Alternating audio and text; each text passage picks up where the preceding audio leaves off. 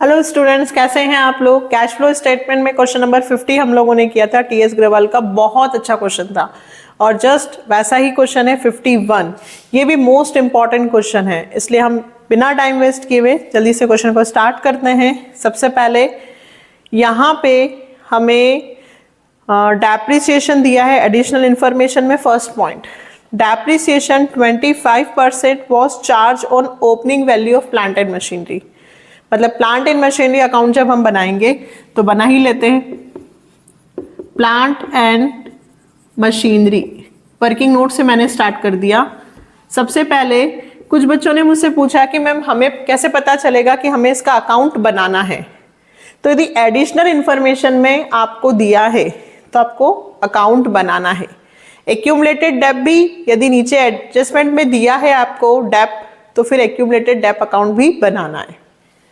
Plant and machinery 25% मुझे plant and machinery पे Depp लगाना है। सेकेंड पॉइंट दिया है during the year one old machine costing 1 lakh, return down value 40,000। देखिए मशीन की कॉस्ट कितनी बोली, 1 लाख, ठीक है।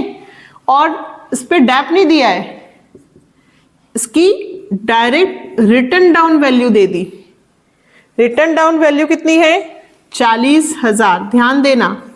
और हमने सेल किया 70 में, वैल्यू कितनी थी 40, बेचा कितने में 70, तो 30,000 रुपए का क्या हुआ, प्रॉफिट। 30,000 का क्या हुआ, प्रॉफिट। तो हम क्या लिखेंगे, असेट से यहां लिखते हैं ओपनिंग बैलेंस, यहां लिखते हैं closing balance. Plant and machinery fourth notes to account में देखिए, प्लांट एंड मशीनरी पहले 10 लाख की है और फिर 14 लाख। तो पहले 10 ओपनिंग बैलेंस, 14 क्लोजिंग। फिर क्या सिखाया मैंने, sale loss dep, sale loss dep, purchase profit. तो मेरा सेल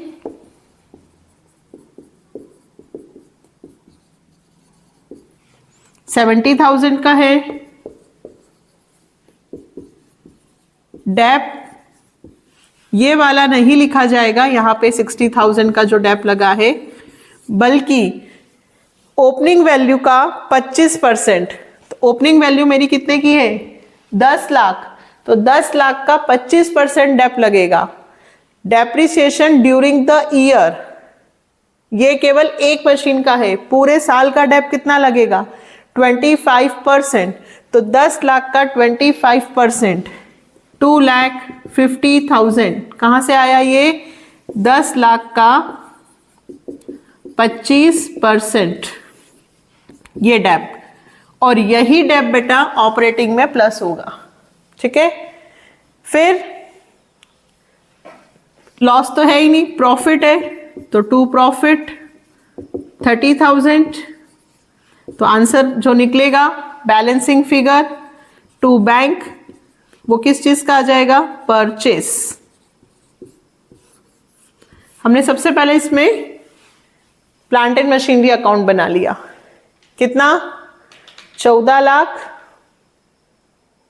प्लस 2,50,000, 70,000, 17,20,000, जिसमें से 10 लाख 30,000 माइनस हो जाएंगे, 6,90,000 का आपने परचेस किया है, ठीक है। टोटल लिख देंगे 6,90,000। फिर इसके बाद third point, 1 lakh was paid as income tax. Paid दिया है तो मुझे मेड यानी कि प्रोवाइडेड निकालना होगा, मतलब मुझे प्रोविजन फॉर टैक्स भी बनाना होगा। इस बार हम उल्टा चल रहे हैं। उल्टा कैसे, हमने एडजस्टमेंट पढ़ लिए और सबसे पहले उनके अकाउंट बना लिए ताकि आपकी कंफ्यूजन ना हो। तो अब बनाते हैं हम प्रोविजन फॉर टैक्स। इधर क्या लिखते हैं, ओपनिंग लायबिलिटी है और इधर क्लोजिंग। ओपनिंग कितना है, प्रोविजन फॉर टैक्स, तो बेटा जस्ट थर्ड पॉइंट देखो, नोट्स टू अकाउंट में प्रोविजन फॉर टैक्स 140 और 2 लाख, 140 ओपनिंग और 2 लाख क्लोजिंग, 22 और 23, और आपको पेड दिया है तो पेड यहां आएगा टू बैंक। ये कौन सा होता है बेटा? Tax paid. टैक्स पेड दिया है तो क्या निकलेगा? 3 लाख। 3 लाख में से 140 माइनस होंगे by statement of P and L. ये टैक्स प्रोवाइडेड है। क्या है ये? Tax provided. बार बार बना रहे हैं हम provision for tax. Opening closing tax paid, opening closing tax paid, tax paid, और ये दोनों को प्लस करके ये माइनस कर देंगे, ये प्रोवाइडेड निकलेगा। 3 लाख में से 140 जाते हैं तो 160 आता है।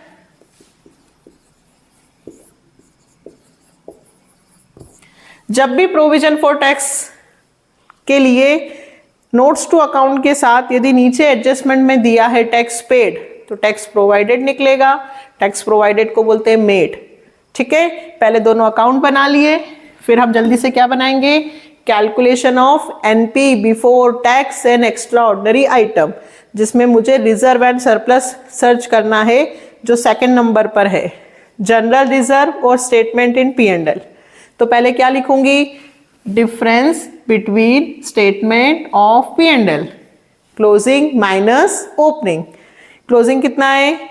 2 lakh, opening 120, 80,000, difference between statement of P and L. अब provision for tax made, made कौन सा वाला है? ये वाला 160, ये वाला प्लस, ये वाला माइनस, और एक और कौन सा मिला हमें? Transfer to general reserve. Just वही है, रिजर्व एंड सरप्लस में पहले 3 लाख का था, फिर 4 लाख का हुआ, 1 लाख। और क्या आता है यहाँ पर? डिविडेंड। तो डिविडेंड, प्रपोज डिविडेंड दिया है 4th पॉइंट में। देखो, propose dividend for the year ended 31 March 2023 was 4 lakh and for the year ended 31 March 2022 was 2 lakh। तो क्या सिखाया था इससे पहले वाले वीडियो में? मैंने आपको क्वेश्चन 50 किया था कि 2 डिविडेंड यदि दिए हों तो हमें लास्ट ईयर वाला लेना है। करंट ईयर वाले डिविडेंड से हमें कोई मतलब नहीं है। डिविडेंड पेड, तो डिविडेंड पेड कौन सा होगा? लास्ट ईयर वाला। तो 31 मार्च 2022 को दे रखा है डिविडेंड प्रपोज्ड डिविडेंड पेड कितने रुपए? 2 लाख। तो हमें क्या क्या मिल गया? प्रोविजन फॉर टैक्स मेड हमने निकाला था, provided, transfer to general reserve और प्रपोज डिविडेंड। ये हमारा निकल गया NP before tax and extraordinary item. कितना? 2 और 1 3, 3 और 2 3, 4 4 60 और 60 80 5,40,000। ठीक है, तो 5,40,000 हमारा क्या आ गया? NP before tax and extraordinary item. अब हम लिखेंगे cash flow from operating activity, NP before tax and extraordinary item में कितना लिखेंगे? 5,40,000।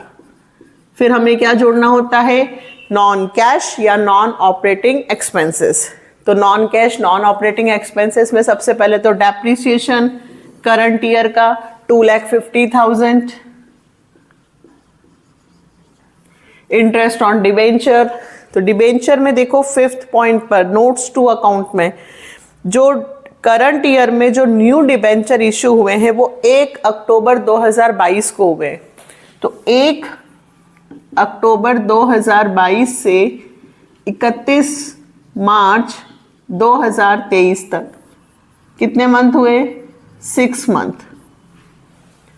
डिबेंचर्स में आप देख रहे हो तो पहले डैश लगाए यानी कि 0 और फिर वैल्यू दे रखी है 4 लाख, मतलब डिबेंचर 4 लाख रुपए से इशू हुए, लेकिन वो 4 लाख 10% से उन पे जो इंटरेस्ट देना है वो केवल 6 मंथ का देना है। क्यों? क्योंकि 4 लाख के डिबेंचर्स 1 अक्टूबर को इशू हुए, तो अक्टूबर से मार्च तक के मंथ काउंट होंगे, इसलिए आपको 6/12 भी करना है। तो इसका कितना आएगा आंसर? 40, 40 का आधा 20,000। सॉरी, इंटरेस्ट ऑन डिबेंचर यहाँ प्लस होता है और फाइनेंसिंग में जाकर माइनस होता है, इंटरेस्ट पेड ऑन डिबेंचर्स। फिर और क्या चाहिए हमें? इस बार प्रॉफिट है तो 30,000 क्या होगा?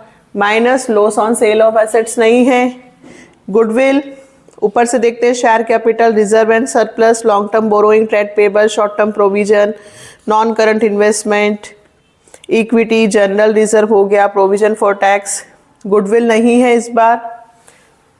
तो सब चीज़ें लिख दी हमने, अच्छे से ध्यान से देखिएगा, कोई भी चीज़ छूटनी नहीं चाहिए। ठीक, अब हमें क्या करना है? इंटरेस्ट पेड ऑन, अब हमें इन्हें प्लस करना है और उसमें से less profit on sale of machinery. कितने रुपए बेटा? प्रॉफिट कितने का आया था? 30,000। ये माइनस होगा, पर पहले इन्हें प्लस कर लूं। 5 40 प्लस 20,000 प्लस 2,50,000 8,10,000 और उसमें से 30 माइनस होंगे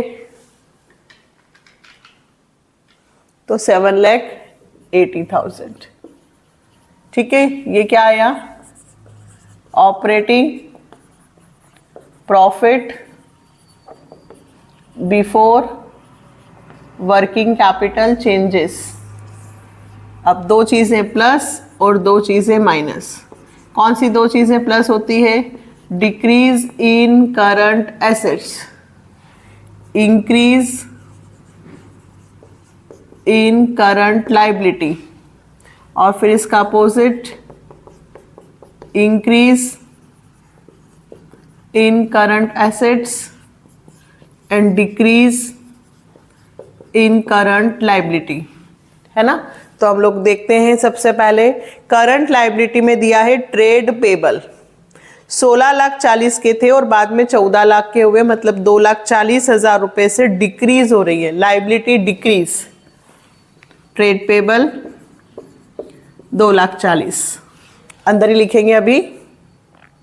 करंट एसेट्स इन्वेंट्री दिया है 4 लाख से 8 लाख, इंक्रीज हुआ, increase in assets inventories 4 lakh, दोनों माइनस होंगे, 4 और 2 6,40,000 तो आपके माइनस होंगे। क्यों? क्योंकि ये लेस में आ रहा है। और ट्रेड रिसीवेबल 14 लाख से 10 लाख, 4 लाख रुपए से ट्रेड रिसीवेबल डिक्रीज हुए हैं, करंट एसेट्स डिक्रीज, तो current assets decrease. Trade receivable कितने रुपए से बेटा? 4 लाख। तो पहले 7,80,000 में 4 लाख जोड़ूं तो 7 और 4 11,80,000, जिसमें से मैं 6,40,000 माइनस कर देती हूं।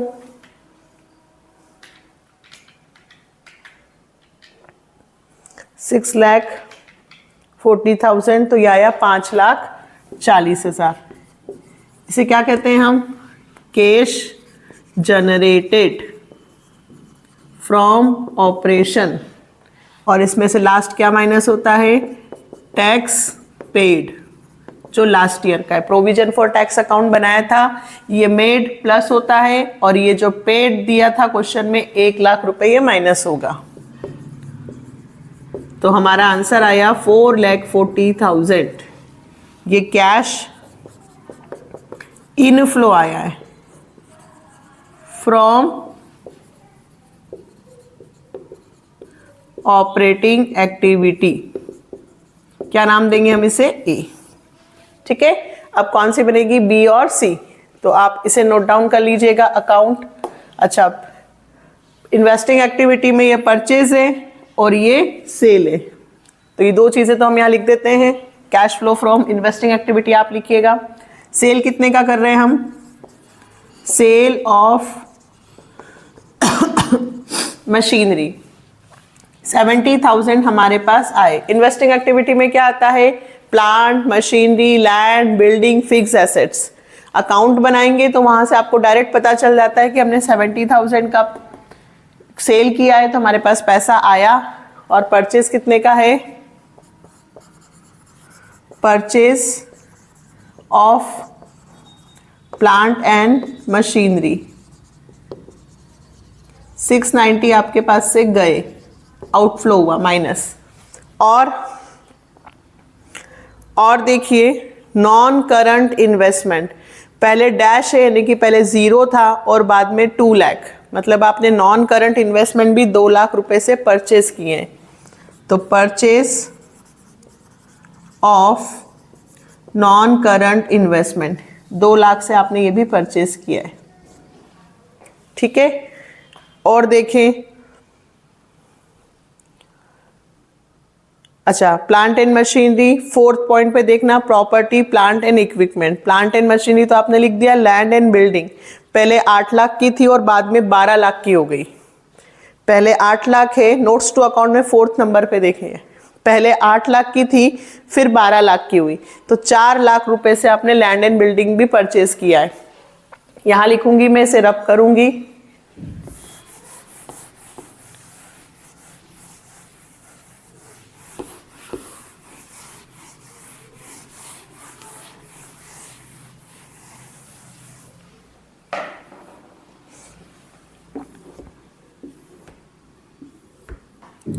Purchase of land and building कितने रुपए से, 8 से कितना हुआ है 12, मतलब कितने से परचेज किया, 4 लाख। ये भी आपका माइनस, ठीक है। देखिए 690, 2 लाख और 4 लाख, पहले हम इन्हें जोड़ लेते हैं, सब माइनस के हैं। तो 6,90,000 और 2 लाख, 4 और 2 कितने हुए 6, 6 और 6 12, 12,90,000, 12,90,000 में से 70 यदि मैं माइनस करती हूँ तो 12,20,000 डायरेक्ट आ गया। तो ये 12,20,000 ये प्लस में नहीं आया बल्कि माइनस में आया है, तो मैं यहाँ क्या लिखूंगी, cash used in investing activity. ये कौन सी एक्टिविटी आई बेटा, बी, ठीक है। फिर अब कौन सी बनेगी, सी। सी में क्या लिखते हैं अपन, cash flow from financing activity, cash flow from financing activity. Share capital, तो आपके पास शेयर कैपिटल है 16 लाख से 20 लाख इशू कर रहे हैं हम, इशू ऑफ शेयर्स 4 लाख रुपए जब इशू करते हैं तो हमारे पास पैसा आता है, प्रीमियम नहीं है। फिर रिजर्व सरप्लस में जनरल रिजर्व P&L हो चुका, long term borrowing 10% debenture, 4 lakh के डिबेंचर आपने इशू किए हैं, तो इशू ऑफ डिबेंचर्स 4 लाख, और इस पे डिबेंचर पे इंटरेस्ट कितना पे किया आपने, 20,000 रुपए, तो इंटरेस्ट पेड ऑन डिबेंचर 20, और डिविडेंड कितना दिया, 2 लाख। डिविडेंड भी कहाँ आता है, फाइनेंसिंग में, डिविडेंड पेड 2 लाख, ये भी माइनस में 8, 2,20,000। आगे आपका आंसर 4 और 4 8 लाख, 8 लाख आपके पास आए, 8 लाख में से 2,20,000 आपने माइनस कर दिए, 5,80,000। ये आपकी कौन सी एक्टिविटी का आंसर आ गया, फाइनेंसिंग। कैश इनफ्लो फ्रॉम कौन सी एक्टिविटी बेटा, फाइनेंसिंग। अगर ऑपरेटिंग बन जाती है तो इन्वेस्टिंग और फाइनेंसिंग बहुत जल्दी हो जाएंगी। नए स्टूडेंट्स ये क्वेश्चंस ना देखें, पहले बेसिक कंसेप्ट से यदि आप लोग इन्हें देखेंगे तो डेफिनेटली आपको भी आएगा। 49, 50, 51, 52, 53 ये 5-6 क्वेश्चन यदि आप लोगों ने कर लिए तो डेफिनेटली कैश फ्लो का क्वेश्चन आपको आएगा। अब A plus B plus C तीनों एक्टिविटीज के आंसर्स को प्लस कर लें। तो पहली एक्टिविटी में हमारे पास इनफ्लो हुआ था 4,40,000, सेकेंड में आपका माइनस का आंसर आया, आउटफ्लो हुआ था, और फिर 580 ये प्लस का। तो पहले 4,40,000 और 5,80,000, 10,20,000,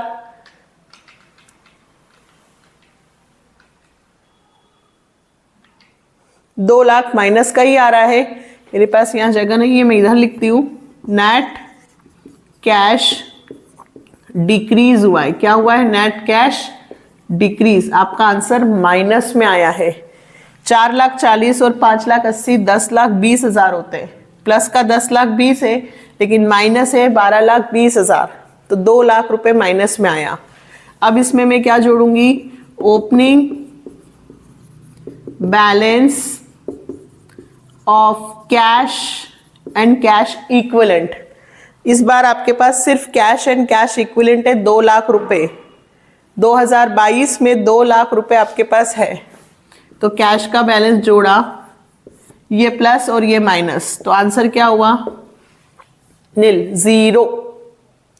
और आप देखो क्वेश्चन में कैश एंड कैश इक्विवेलेंट में 2023 में डैश लगा है, मतलब क्लोजिंग बैलेंस 0 है, और आपका भी क्लोजिंग बैलेंस 0 आ रहा है, मतलब आपका क्वेश्चन सही है। बहुत ही अच्छा क्वेश्चन है, इसकी खूब प्रैक्टिस करनी है। मोस्ट इंपॉर्टेंट क्वेश्चन है ये। तीनों एक्टिविटीज के आंसर्स को प्लस करके, प्लस में आंसर आएगा तो नेट कैश इंक्रीज, माइनस में आया तो नेट कैश डिक्रीज, और उसके बाद कैश और कैश इक्विवेलेंट का ओपनिंग बैलेंस प्लस करोगे, वो किसके इक्वल आता है? क्लोजिंग के। ठीक है, बहुत अच्छा क्वेश्चन है, प्रैक्टिस कीजिएगा। नेक्स्ट वीडियो में नेक्स्ट क्वेश्चन के साथ मिलते हैं।